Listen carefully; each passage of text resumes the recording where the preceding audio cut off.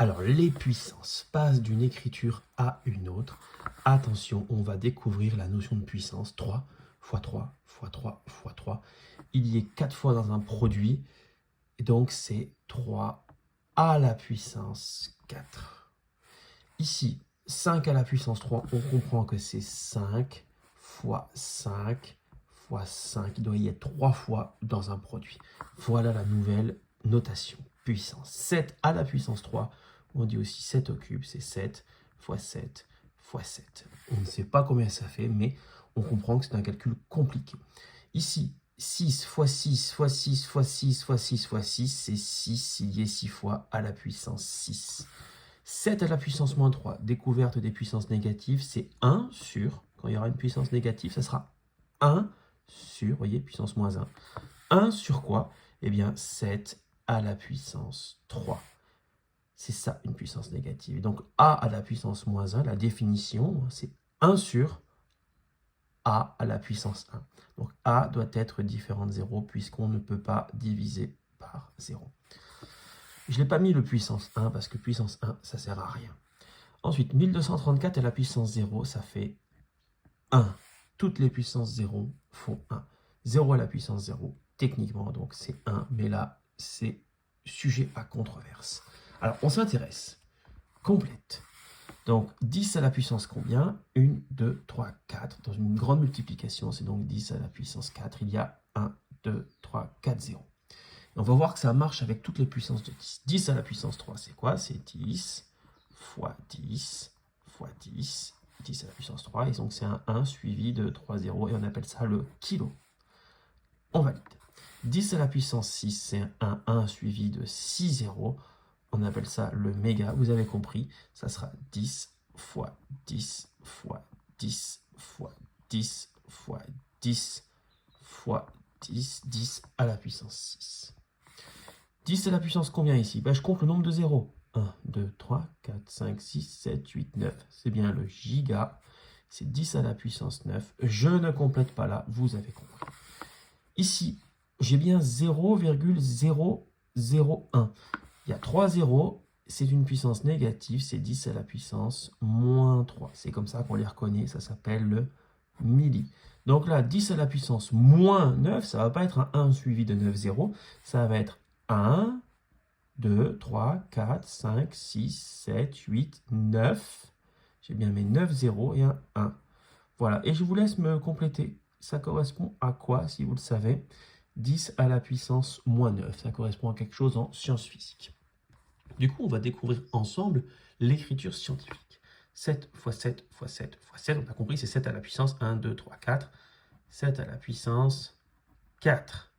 Et là, on vous dit que 7 à la puissance 4, c'est 2401. On va croire la personne qui a fait ça, c'est-à-dire moi. Donc, l'écriture scientifique, c'est quoi? C'est j'écris le nombre qui ressemble à 2401, mais avec un chiffre avant la virgule, qui ne soit pas 0. Donc, j'ai qu'un seul choix possible, c'est 2,401. Et je vais compenser avec une puissance de 10. Si je mets que x10, ça va faire avancer la virgule de 1 rang vers la droite, ça ne suffit pas. Parce que moi, je veux que ce soit égal, c'est marqué ici, à 2401. Si je mets 2, ça ne suffit pas. 1, 2. Donc, je vais mettre 3. 10 à la puissance 3, c'est comme 1000. On le voit encore ici. Donc, ça va faire avancer 3 fois. 1, 2, 3. Et donc, c'est bon, je retrouve mon énoncé 2401. Allez, 5 fois 5 fois 5 fois 5, c'est clairement 5. Il y a 4, 5 à la puissance 4. Alors maintenant, il faut que je calcule apparemment. 5 fois 5, 25, fois 5, 125, 125 fois 5, 625. 625, celui qui lui ressemble avec un chiffre avant la virgule, qui ne soit pas 0, c'est 6,25. Évidemment, là, c'est pas bon, c'est pas égal, 625 et 6,25. Je compense avec une puissance de 10. Je dois avancer une fois, deux fois, donc c'est 10 à la puissance 2. 1 sur 2 fois 2 fois 2 fois 2 fois 2. Alors, c'est 2 à la puissance moins quelque chose. Je l'ai dit avant, quand c'est 1 sur, c'est 2 à la puissance moins. Il y a combien de 2? 1, 2, 3, 4. 2 à la puissance moins 4. Alors, combien ça fait? Alors, 1 demi, 1 quart, 1 huitième, 1 16e. Je ne sais pas trop. Hein. Ça va faire un truc comme 0, quelque chose. Donc, dites-moi en commentaire combien ça fait et mettez-le en écriture scientifique. Bon courage. Enfin, sinon, utilisez la calculatrice, hein, mais bon, ça se fait quand même. Hein, parce que 1/4, par exemple, c'est 0,25. Donc 1/8, c'est la moitié, donc c'est 0,125. Est-ce que ça serait pas un truc comme 0,0600 et quelques? Bon. Petit problème. Une feuille a une épaisseur de 3 mm, même pas, 0,3 mm. C'est pas épais. Hein. Calculez l'épaisseur de cette feuille pliée 20 fois. Bon, sur elle-même. Alors, est-ce que vous avez des idées? Donc, si je la plie 2 fois, et puis si je la plie une fois, ça va doubler l'épaisseur. Elle est 2 fois plus épaisse, puisqu'elle est repliée sur elle-même. Si je la plie encore une fois, ça sera plié 2 fois. On va l'écrire par exemple. Plié 2 fois, eh bien, ça veut dire que je vais multiplier par 4 l'épaisseur, c'est-à-dire 2 à la puissance 2. Plier 3 fois, je vais la multiplier, parce qu'il y aura 4 épaisseurs, je la replie encore une fois de plus, il y a 4 épaisseurs pour 2 fois, je la replie sur elle-même pour la plier 3 fois, et je vais donc avoir, je vais doubler l'épaisseur, 8, c'est-à-dire 2 à la puissance 3.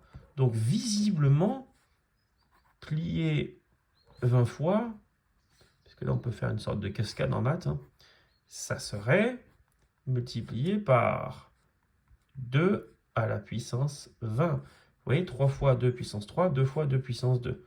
Et 2 puissance 20, combien ça fait? Ça serait le nombre d'épaisseurs. Et après, il faudrait multiplier par l'épaisseur de base, c'est-à-dire 0,3. Je vous laisse le faire. Au revoir et à bientôt.